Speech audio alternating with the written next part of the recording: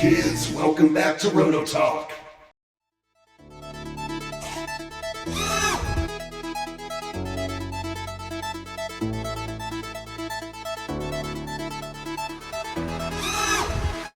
Right, we're back. It's the next day. So our sides got adhered very nicely to our sponsons. One of the things that I do is I take a block with 150 sandpaper and just smooth out the top and bottom because it just makes for a better mating surface. So directions say now to take both the tops. Got a T, got a scribed line.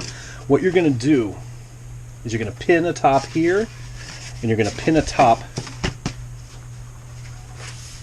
here, okay? And you're going to line these, see this edge right here, this etched line? You're going to line that up with that, okay?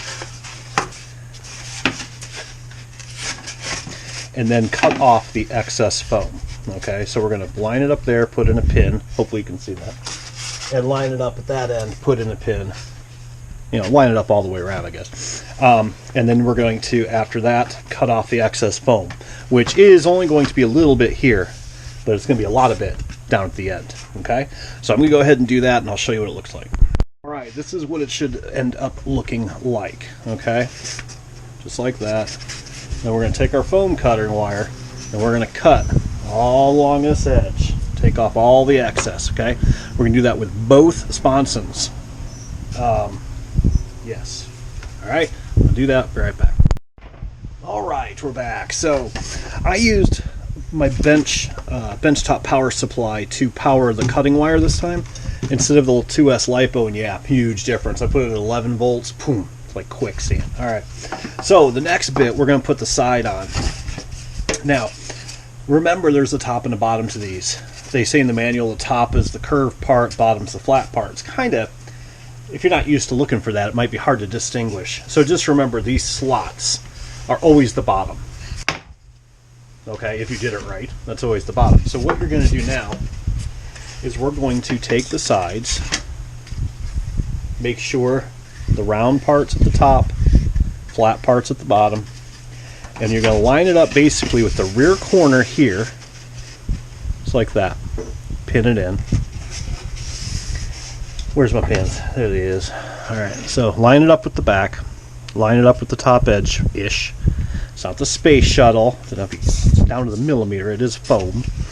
Then, I use my hand to keep it taut, and then we're going to bring it right down to here. That way you don't have any ripple in it. And we do one at the back, one at the nose. Then if you want, you pin them in the middle.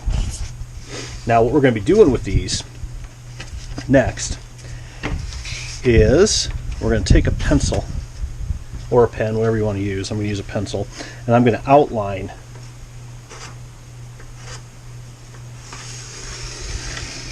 Is that pencil even working? Not worth a shit. I don't know what I've got that's any good. Maybe a ZippKits pen will work. Let's see if Joe designed these pens to work with his kits. Look at that. ZippKits pens work.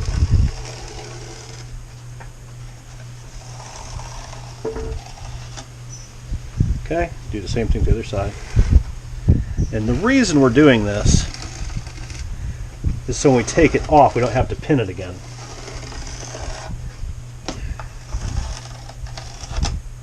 I mean, I suppose you could if you wanted to. I might. But what we're going to do, this way you know where to put the glue. I'm going to glue the back side and then put it on. So I may pin it, I may not. It doesn't really matter, but you are going to have to weight it. All right. Pretty straightforward. And then we're going to do the other one. Then from there, we use our wire cutter again. But we don't have to be quite as careful because this will be glued in place. So outside. And then we'll just cut it raw angles. It'll be pretty cool. So do that with both of them. The biggest thing here is make sure you don't screw up and put it on upside down. bad day. Okay, so the curvy bit up, holy bits down. Okay, so I'm gonna go ahead and get these glued on, and we'll be right back. Back. All right, so what we did, went ahead and foam cut everything. And then I sanded. I got a little crazy with the cutter right there. My voltage got too high. That's okay. Not going to hurt anything. So then I took my sander with some 150, or manual I believe says 80 grit. Fine. Give it a nice flat surface. Use a 2x4 block and get it nice and even. And also flatten out the back. Then we're going to attach the buttons. So the bottoms say bottom. That laser etch side goes in. And then you've got this laser etch right here. That is the overhang for the watershed in the back. You want the leave that, don't sand it off. So you're going to line that up right with the back-ish. Right about there. It's okay. I mean, it doesn't have to be totally perfect, but you do want an overhang there. Just make sure you're about flush with the nose, and you should be okay. And just double check. So then all we're going to do is smear the crap out of this with epoxy. And then we're going to take, it comes with 2 of these rods, and we're going to lay that rod right across there. And we're going to tape the living hell out of this thing with our painter's tape, masking tape, whatever you've got. This keeps it from crowding, from going like that. Because if you just tape it down, the middle will raise up. So that's what we're going to do, and then basically we're going to slap on the tops the exact same way. Only the top there's no overhang. And glue those in, tape them, use this just like that, and then we're going to be darn near done with our sponsons. And then we got to do the rears, those rear pieces. Hang on a minute. I wondered what these were the other day. I wasn't thinking. Imagine that. So this is the back end of your sponson. This is going to go like that. So we're going to lay our bottom sheet first, let that cook.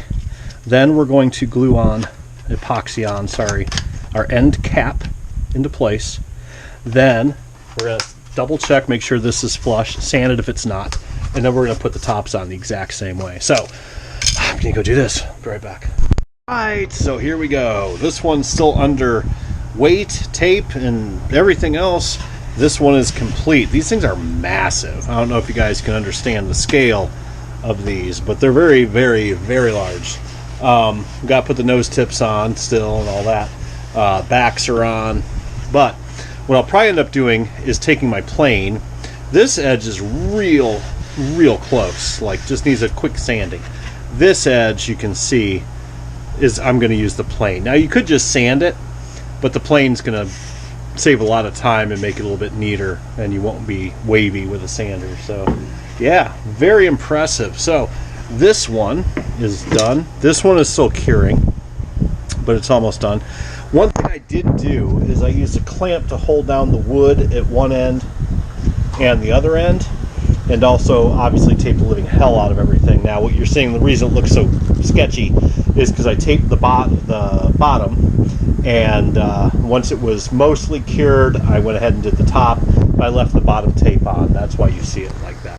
But everything's done with that. So until tomorrow, kiddos, keep dry side up. Bye.